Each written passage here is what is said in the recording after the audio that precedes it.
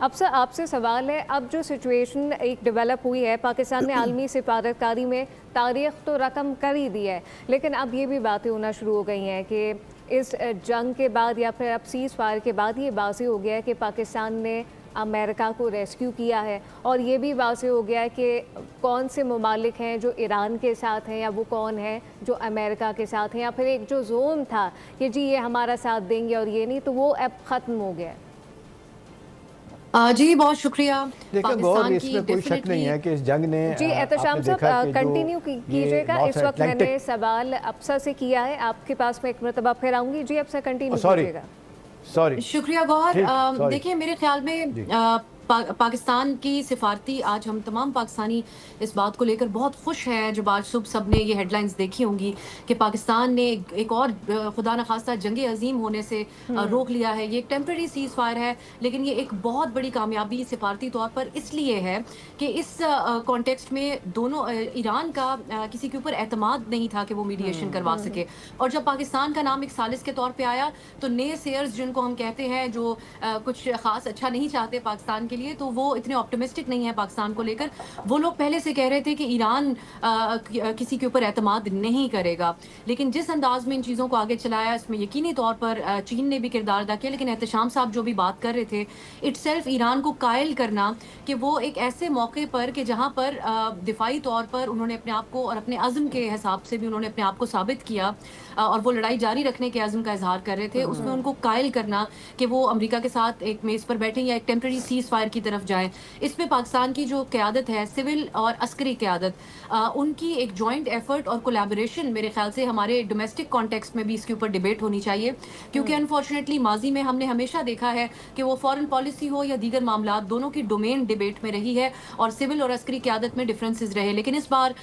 یقینی طور پر ہمیں ایک ایسی کولیبوریشن دیکھنے کو ملی ہے کہ دونوں نے ایک دوسرے کا ساتھ دیا ایران کو قائل کرنے میں، اور امریکہ کے ساتھ مسلسل رابطوں میں پاکستان کے فیلڈ مارشل عاصم منیر نے مرکزی کردار ادا کیا ہے۔ اور ایک اور چیز ہے جس نے پاکستان کو زیادہ ویٹیج دیا ہے ساری سچویشن میں، وہ مئی میں بھارت کو جو دفاعی طور پہ پاکستان نے شکست دی، پاکستان ایک بڑا اہم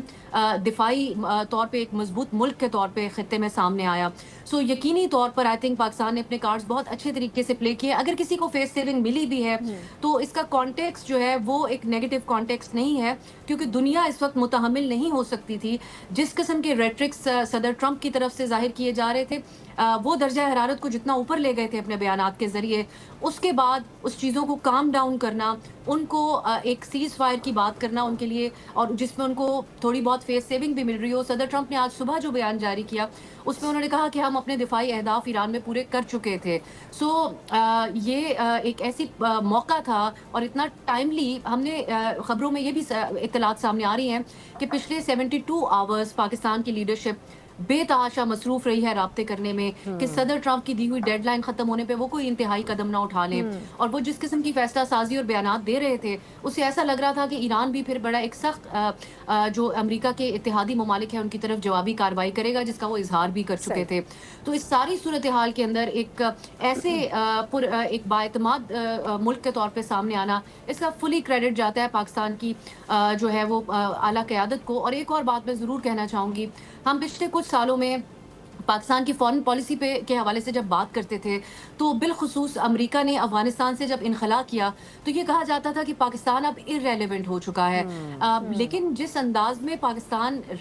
کی ریلیونس جو ہے وہ ایک top of the line Pakistan اس ملک کے طور پہ نظر آتا ہے، جو اس خطے کی فیصلہ سازی کے لیے جس کو کنسلٹ کیا جائے گا یقینی طور پہ مستقبل میں، یہ بطور پاکستانی ہمارے لیے اس لیے بھی بہت خوشی کی بات ہے کہ ہمیں سیلیبریٹ کرنے کے بہت کم مواقع ملتے ہیں، اور یہ ایک بہت بہترین موقع ملا ہے جس کو ہمیں یقینی طور پہ سیلیبریٹ کرنا چاہیے۔ اور اس دعا کے ساتھ، کیونکہ سپوائلرز بہت زیادہ ہے، اسرائیل ایک بڑا سپوائلر ہے کسی بھی امن کی کوشش میں، ماضی میں بھی، اس سے پہلے دوحہ میں جب بات چیت ہو رہی تھی، اس سے پہلے جب حماس کی قیادت کو انہوں نے بیچ مذاکرات میں، اور پھر ابھی ریسنٹلی مذاکرات ایک مثبت طور پہ جا رہے تھے آگے تو انہوں نے ایران کے اوپر حملہ کیا۔ اس طریقے سے اب سب کو دیکھنا ہوگا کہ اسرائیل کو کیسے کنٹرول کیا جا سکتا ہے، کیا امریکہ اپنا کوئی انفلوئنس ان کے اوپر استعمال کرے گا تاکہ یہ سیز فائر قائم رہے اور اس دوران ایک مستقل جنگ بندی کے حوالے سے بات ہو سکے۔ سو یہ تمام چیزیں ہیں، لیکن پاکستان جتنا کر سکتا تھا وہ ایک بہترین انداز میں وہ کردار جو ہے وہ ادا کیا گیا۔ ٹھیک ہے، آپ ساتھ اسٹے ود